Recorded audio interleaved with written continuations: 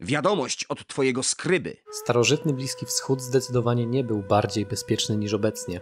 Jeśli urodziłeś się jako pierworodny syn gdzieś w Kanaanie, czyli na terenie dzisiejszego Izraela, było wielce prawdopodobne, że w razie nieurodzaju, epidemii czy gorszego nastroju lokalnego szamana skończysz jako ofiara całopalna dla bóstw takich jak Chemosh, Milkom czy Jahwe.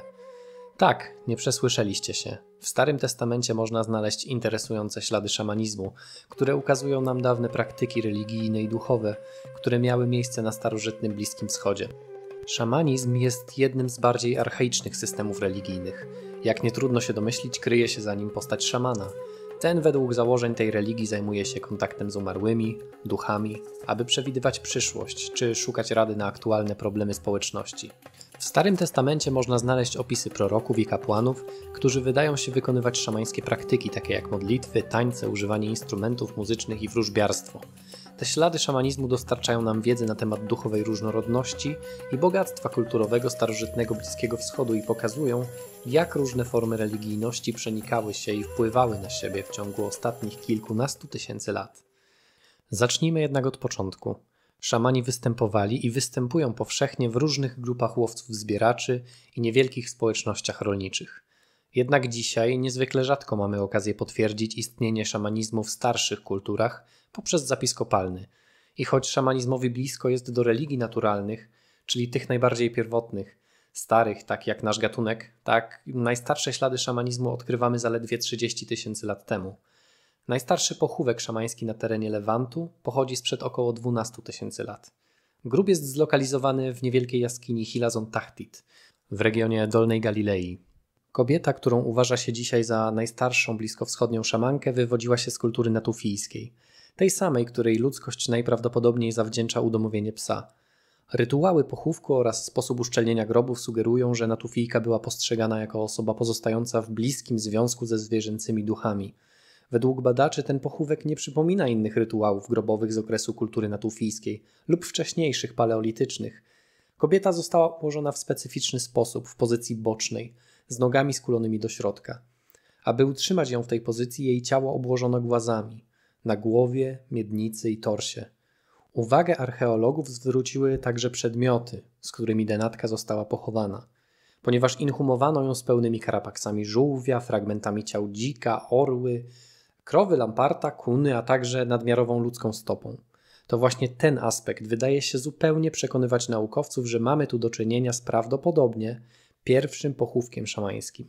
Nie jest zbyt zaskakujące, że szkielet kobiety szamanki został znaleziony w natufijskim grobie, ponieważ to właśnie głębokie zmiany społeczne, stopniowe przechodzenie na bardziej rolniczy, czyli tym samym osiadły tryb życia, pociągały później za sobą zmiany ideologiczne, a niepozorna jaskinia Hilazon Tahtit dostarcza nam dzisiaj konkretnych dowodów na te zmiany, które zachodziły przecież w przededniu rewolucji neolitycznej.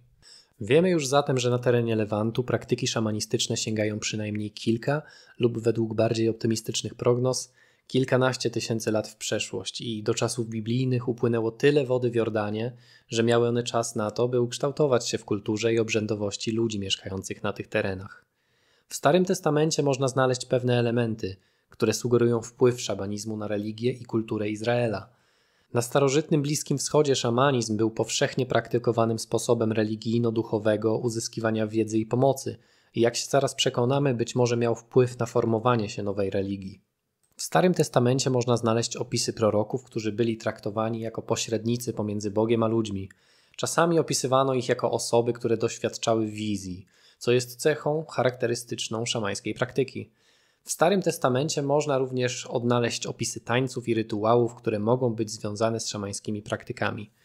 Spójrzmy na fragment 9 rozdziału pierwszej księgi Samuela, w której to poznajemy historię króla Saula. Oto w mieście tym żyje mąż Boży, człowiek poważny. Co powie, wszystko się staje. Chodźmy tam teraz, aby udzielił nam pouczenia w tej sprawie, dla której jesteśmy w drodze. Ktokolwiek dawniej w Izraelu szedł o coś pytać Boga, mówił: chodźmy do widzącego. Proroka bowiem dzisiejszego w owym czasie nazywano widzącym. Wyraz prorok to kalka greckiego wyrazu profetes, oznaczającego rzecznika, adwokata. W kontekście starotestamentowym, a w konsekwencji w całym języku polskim i innych językach europejskich wyraz ma ten jednak nieco inne znaczenie. Proroka uważamy dziś za osobę, która potocznie utożsamiana jest z jasnowictwem lub wróżbiarstwem. W istocie prorok to nikt inny jak ktoś, kto przepowiada przyszłość, tylko w czyimś imieniu. Wyraz ten zawdzięczamy zapewne Septuagincie, czyli greckiemu tłumaczeniu Biblii z oryginalnych tekstów hebrajskich czy aramejskich, ponieważ to właśnie tam wyraz prorok pojawia się jako pierwszy. Jednak w pierwotnych tekstach hebrajskich mamy do czynienia z nieco innym terminem. Mowa tu o wyrazie nabi, który oznacza mówcę przemawiającego w czyimś imieniu, głosiciela. Za wyrazem widzący stoi natomiast hebrajskie roech, oznaczające widzieć, postrzegać.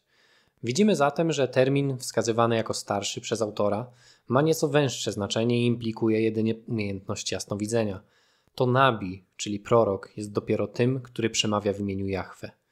W następnym rozdziale Księgi Samuela czytamy: Gdy zajdziesz do miasta, napotkasz gromadę proroków wstępujących z wyżyny. Będą mieli z sobą harfy, flety, bębny i cytry, a sami będą w prorockim uniesieniu. Ciebie też opanuje Duch Pański i będziesz prorokował wraz z nimi i staniesz się innym człowiekiem. W Biblii Tysiąclecia znajdujemy tutaj przypis, który próbuje tłumaczyć szamanistyczne cechy tego opisu. Dwa rodzaje proroków znane były w Izraelu. Prorocy z powołania i prorocy z doboru. Tym drugim dała początek potrzeba przeciwstawienia się prorokom pogańskim. Prorocy z doboru łączyli się w gromady, zrzeszenia, a zamieszkiwali wokół miejsc świętych. Prorockie ich uniesienie miało zwykle podłoże czysto naturalne. To właśnie ci drudzy, prorocy z doboru, czyli nabi, gromadzili się w dawniejszych miejscach kultu i różnymi sposobami wprowadzali się w stan prorockiego uniesienia. Chodzi tu o nic innego jak trans szamański, w który można się wprawić, używając do tego instrumentów czy też środków odurzających. Kiedy duchy zstępują na nabiego, ten według tekstów przemienia się w innego człowieka. Będąc w nieco innym stanie świadomości według starotestamentowych manuskryptów, napełniali się Duchem Bożym i wypowiadali wyrocznie, które dawał im Duch. To właśnie od tytułowego bohatera księgi, której fragmenty przed chwilą usłyszeliśmy, Samuela, zaczyna się w religii Izraelitów pewna formalizacja zawodu szamana, czy też jakby sobie starożytni wyznawcy tej religii życzyli, proroków. Samuel zakłada pierwszą szkołę, czy też dom proroków w Najot, niedaleko Ramy. Podobne szkoły będą potem zakładane jeszcze w Betel, Gilgal, Gibeonie czy Jerichu. Uczniami proroków będą młodzi mężczyźni mieszkający razem z nimi w takich domach. Będą oni uczeni, by pełnić ważne funkcje w dawnym Izraelu. Obok głoszenia moralności i uwielbienia Jahwe, ich zadaniem będzie także kierowanie państwem i zwalczanie bezprawia lub ewentualnej tyranii izraelskich królów. Funkcje te, częściowo doradczą, będą spełniać obok warstwy kapłańskiej, z którą będą współdziałać jednak w pewnej odrębności. Widzimy więc, że prorocy nie wyewoluowali w linii prostej od szamana kontaktującego się z duchami przodków, zwierząt czy Boga do postaci kapłanów kształtującej się monolatrystycznej wiary Izraelitów. Ich odrębność została zachowana ze względu na dawno już zakorzenioną szamańską tradycję w semickich plemieniach zamieszkujących obszary Kananu. Te pozycje nabi utrzymają aż do upadku Królestwa Judy w 587 roku przed naszą erą. Warto zauważyć, że pomimo silnej pozycji w państwie Izraelitów, nie byli oni zbyt wygodni dla późniejszych pisarzy starotestamentowych, wobec czego można założyć, że ich rola w społeczeństwie, choć wyraźnie zaznaczona, została i tak umniejszona w dość wyraźny sposób. Kiedy Samuel umiera, a dzieje się to w 28 rozdziale księgi zatytułowanej jego imieniem, król Saul napotyka nie lada problem, ponieważ usunął wcześniej wszystkich wróżbitów i czarnoksiężników z Królestwa Judy. Warto zaznaczyć, że nazwa tego rozdziału to Saul i wróżka z Endor. Król ma problem, ponieważ przy granicach jego domen zgromadziła się armia Filistynów, a wobec braku proroków i śmierci Samuela nie ma już do kogo udać się po radę. Okazuje się jednak, że nie wszystkich szamanów wygnał ze swojego kraju, ponieważ w Endor zamieszkuje kobieta, która umie wywoływać duchy. Saul, ubrany w inne szaty, odwiedza kobietę, która jednak nie jest chętna udzielić mu pomocy ze względu na to, że zdaje sobie sprawę, że jej życie jest w niebezpieczeństwie i nie chce się narażać bardziej poprzez odprawianie szamańskich rytuałów. Po krótkiej rozmowie kobieta daje się jednak namówić. Gdy Saul pyta ją po chwili, czy coś widzi, ta mówi: widzę istotę pozaziemską, która wyłania się z ziemi. Wychodzi starzec okryty płaszczem. To Samuel. Opis, który zawarto w księdze, jest bardzo ubogi w szczegóły. Nie dostarcza nam informacji o sposobie przyzwania ducha proroka. Jednak tylko wróżka, która jest medium, widzi zjawę. Wobec tego można zakładać, że była w swego rodzaju transie i to przez nią przemawiał Samuel. Narracja tego rozdziału pokazuje nam jednak, że władcy i kasta kapłaństwa Królestwa Judei starali się raczej rugować szamanów z kraju, a przynajmniej ograniczać ich wpływy na lokalne społeczności. Jak już wiemy, praktyki szamańskie występowały na tych terenach jeszcze przed przybyciem Izraelitów, więc może, pomimo początkowej akceptacji i wymiany kulturowej z lokalnymi ludami, z czasem szamani stali się dla decydentów państwa Izraela zbyt niewygodni, a przede wszystkim niezgodni z przyjętymi dogmatami religijnymi. Wystarczy zajrzeć do innych ksiąg Starego Testamentu, by potwierdzić tę tezę. W Księdze Wyjścia czytamy: nie pozwolisz żyć czarownicy.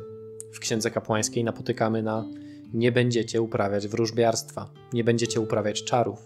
I dalej: jeżeli jaki mężczyzna albo kobieta będą wywoływać duchy albo wróżyć, będą ukarani śmiercią.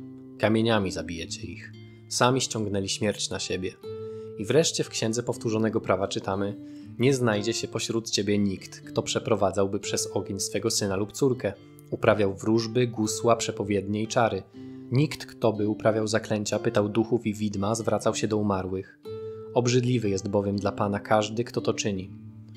Wiemy już, że Saul pomimo wydania rozkazu wypędzenia czarnoksiężników z kraju sam jeszcze korzystał z ich usług, ale czy znajdziemy opisy rozprawiania się z przeciwnikami nowej religii? W pierwszej Księdze Królewskiej poznajemy historię innego proroka, Eliasza, który wyzwał na próbę 450 proroków innego semickiego bóstwa, Baala. Celem pojedynku było rozsądzenie, który Bóg jest prawdziwy. Pojedynek miał przebiegać w następujący sposób. Na ołtarzu na górze Karmel ułożono drewniane żertwy i porąbano ciało wołu, a następnie najpierw prorocy Baala, a potem Eliasz, prorok Jahwe, mieli odprawiać swoje rytuały, by sprawdzić, które bóstwo dokona podpalenia stosu ofiarnego. Rozpoczęli prorocy Baala, którzy zaczęli wyzywać imię tego Boga. Kiedy jednak samo nawoływanie wydawało się nie przynosić żadnych rezultatów, wprowadzali się oni w stan transu szamańskiego poprzez tańce, samookaleczanie przy użyciu mieczy oraz oszczepów. To również nie pomagało i stos nie rozpalił się. Swoich sił miał spróbować teraz Eliasz, który nie dość, że kazał oblać stos wodą, tak do jego rozpalenia wystarczyła mu sama inkantacja.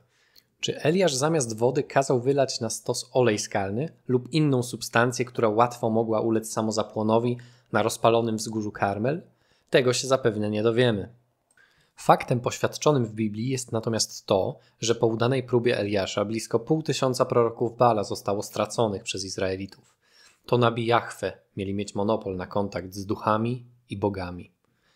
Po usłyszeniu tych wszystkich argumentów zastanówmy się, czy możemy uznać starotestamentowych proroków za szamanów w świetle czysto naukowym. Rozbudowana definicja szamana podana przez uznanego rumuńskiego religioznawcę i historyka religii Mircea Eliadego brzmi następująco. Szamanizm to technika religijnej ekstazy. Szamanizm obejmuje przesłankę, że szamani są pośrednikami lub posłańcami między światem ludzkim a światami duchów. Mówi się, że szamani leczą dolegliwości i choroby, lub nawet dusze. Uważa się, że łagodzenie traum wpływających na duszę lub ducha przywraca fizyczne ciało jednostki do równowagi i całości. Szamani twierdzą również, że wkraczają w nadprzyrodzone królestwa lub wymiary, aby uzyskać rozwiązania problemów dotykających społeczność. Szamani uważają również, że odwiedzają inne światy lub wymiary, aby nieść wskazówki zagubionym duszom i łagodzić choroby duszy ludzkiej spowodowane przez obce elementy. Szamani działają przede wszystkim w świecie duchowym, który, jak wierzą, z kolei wpływa na świat ludzki. Wiemy, że starotestamentowi prorocy wprowadzali się w stan ekstazy za pomocą instrumentów muzycznych lub tańca. Niektórzy z nich, jak na przykład Elizeusz, potrafili leczyć rany. Po radę do nich udawał się nie tylko Saul, ale i następni królowie Judei. Wygląda więc na to, że rzeczywiście możemy starotestamentowych proroków nazwać szamanami.